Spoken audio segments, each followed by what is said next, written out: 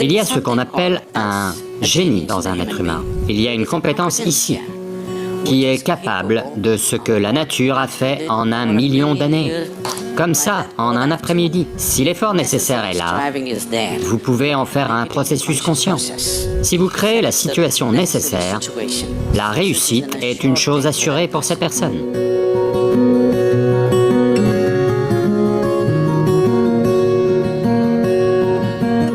Petite chose ou grande chose, peu importe. Dans chacun de ces actes, un être humain aspire à réussir. La vie est un nombre infini de portes. Si vous êtes très assidu, vous allez en ouvrir quelques-unes. Si vous êtes brillant, vous allez en ouvrir beaucoup. Mais si vous êtes vraiment vibrant, alors elles vont s'ouvrir pour vous. Le processus de la réussite devient si complexe pour les gens que la raison pour laquelle ils y travaillent est généralement complètement oubliée. Et ils vont commencer à développer des concepts de réussite. Toutes sortes de concepts. Qu'est-ce que la réussite? Je peux vous raconter une blague? Vous avez l'air tellement sérieux.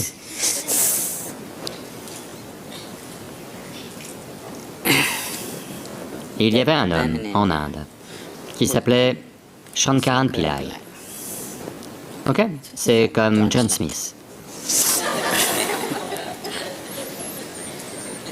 Son fils va aux États-Unis. Évidemment, si c'est un jeune Indien, il est ingénieur informatique. Il va à Houston, au Texas, et commence à travailler là. Et puis il tombe amoureux d'une femme américaine blanche. Il hésite, parce que, chez lui, cette histoire d'amour est un crime. Il hésite encore, et puis un jour le dit à sa mère. Puis la mère en informe le père, et le père explose. Il retourne chez lui pour le convaincre. Ça ne marche pas.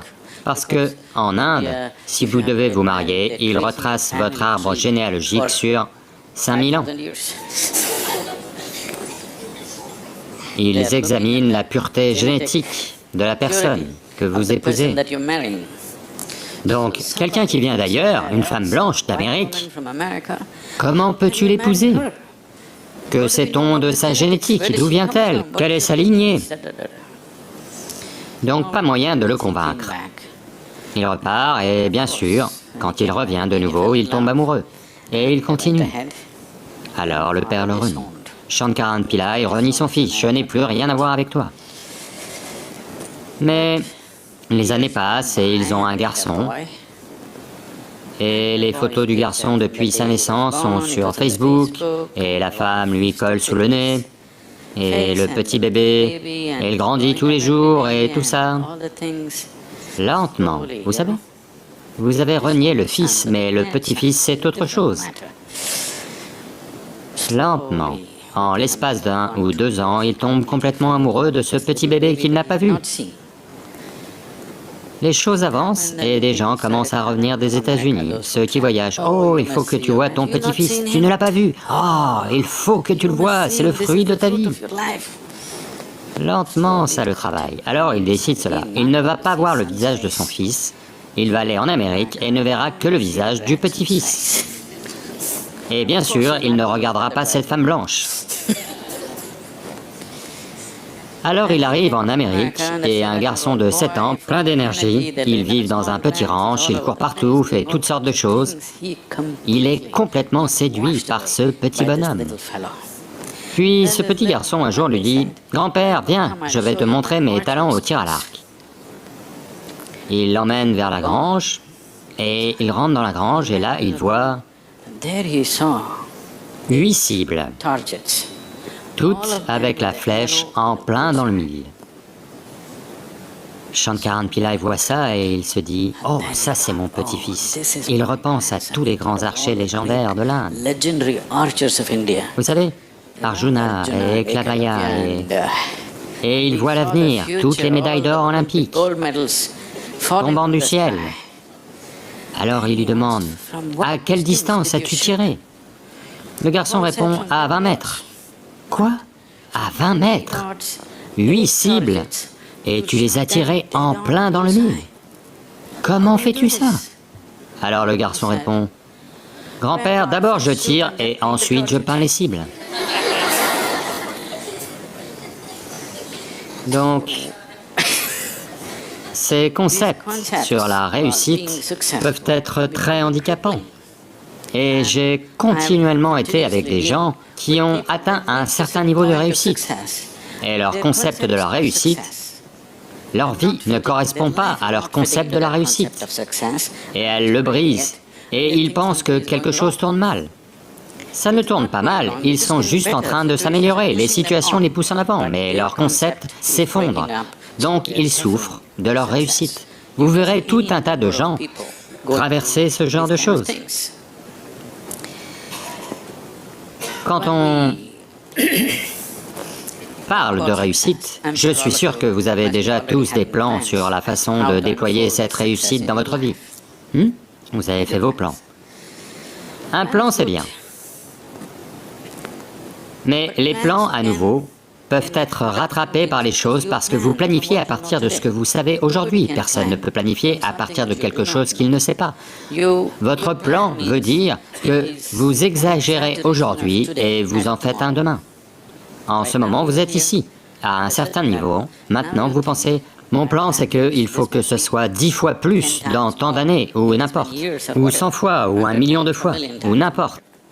Mais le plan est juste essentiellement une exagération de ce qui est aujourd'hui. Peut-être qu'il y a une certaine logique qui va avec, peut-être qu'il y a une certaine compréhension de la logistique qui va avec. Mais essentiellement, c'est une exagération d'aujourd'hui. Ça veut dire qu'à bien des égards, il a exclu toutes les autres possibilités qui ne sont pas encore dans votre expérience. En Pennsylvanie, vous avez entendu parler des inondations en Pennsylvanie? Il y a des inondations en Pennsylvanie. Vous savez, c'est arrivé une fois. Une grande inondation arrive et l'eau se met à monter dans une petite ville. Et elle monte jusqu'à... Vous savez, jusqu'à submerger les maisons. Donc 2 jeunes garçons montent sur le toit de leur maison et ils sont assis là. Alors, ils voient un chapeau qui fait des allers-retours et des allers-retours devant la maison. Un des garçons demande, « Qu'est-ce que c'est que ça? Pourquoi ce chapeau fait-il des allers-retours » L'autre garçon lui dit, « Ne t'en fais pas, c'est mon père. Hier soir, il s'est disputé avec ma mère et s'est fait une promesse. Enfer ou déluge, je vais tondre cette pelouse. »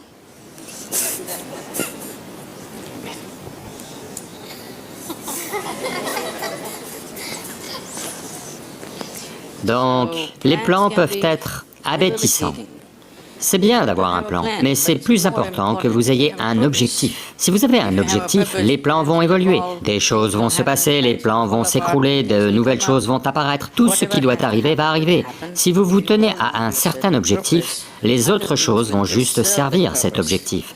Mais si vous êtes très attaché à un plan en tant que tel, alors le plan peut devenir un schéma de restriction. C'est aussi une possibilité. C'est ok d'avoir un plan, mais vous devez tenir le plan à une certaine distance. Vous ne devriez pas vous identifier au plan.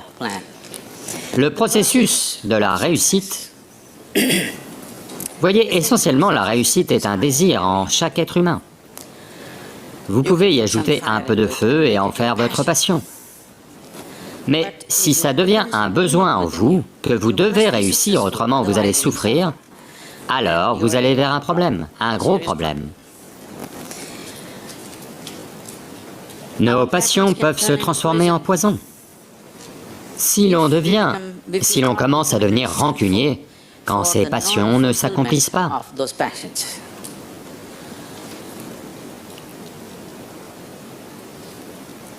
Quand je dis se transformer en poison, aujourd'hui il y a des substantielles preuves médicales et scientifiques pour montrer que si vous devenez aigri, quand vous avez du ressentiment, quand vous êtes en colère contre quelque chose, quand vous êtes frustré par quelque chose, on peut médicalement le vérifier aujourd'hui. On peut analyser un peu le sang et vous le montrer. Vous êtes réellement en train d'empoisonner votre système. Ce sont des poisons que vous buvez et vous espérez que quelqu'un d'autre va mourir. La vie ne marche pas comme ça. Si vous buvez du poison, vous mourrez, et c'est juste. C'est très juste, n'est-ce pas? Si vous buvez du poison, vous devez mourir. Je bois du poison, je veux que lui meure. Ça ne marche pas comme ça. Donc ces émotions confisquent toujours la capacité fondamentale. Voyez, il y a ce qu'on appelle un génie dans un être humain. Chaque être humain le possède. Chaque être humain le touche à certains moments de la vie. Mais la question c'est, tous les combien le touchez-vous? C'est la question.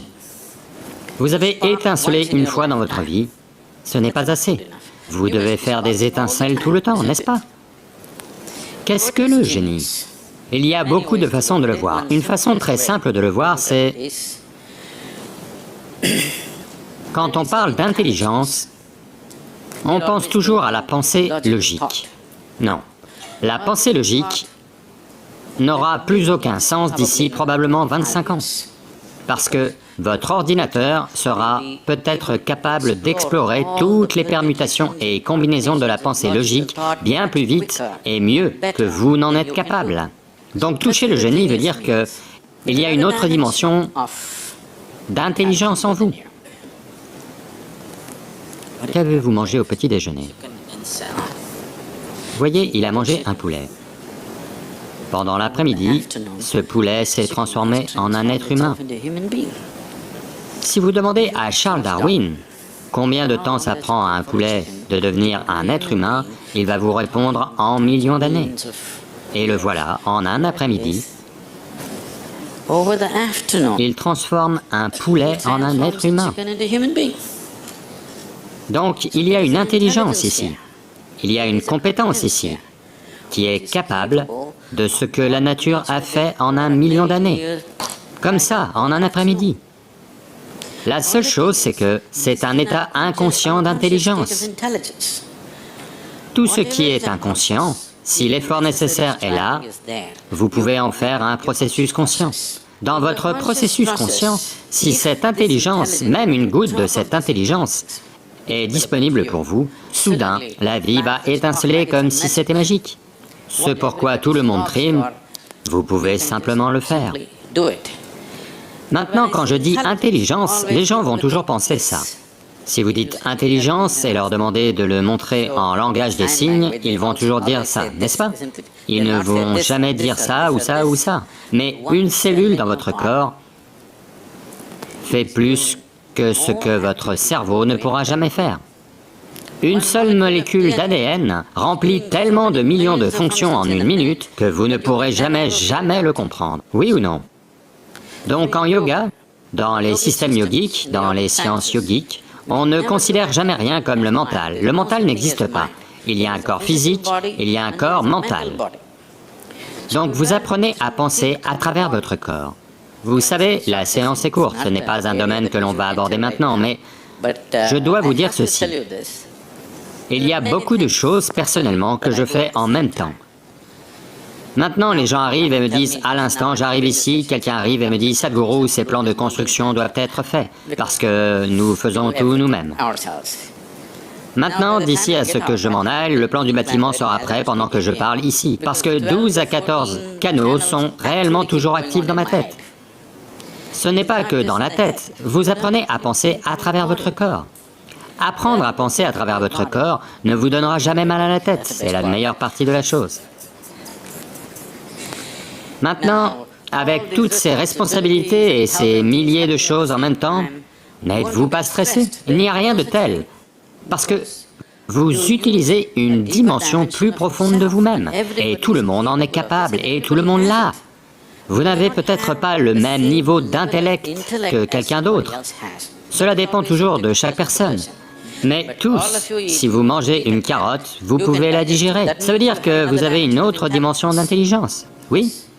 Si vous créez la situation nécessaire, où tout ce qui existe dans le système est disponible pour vous, la réussite est une chose assurée pour cette personne.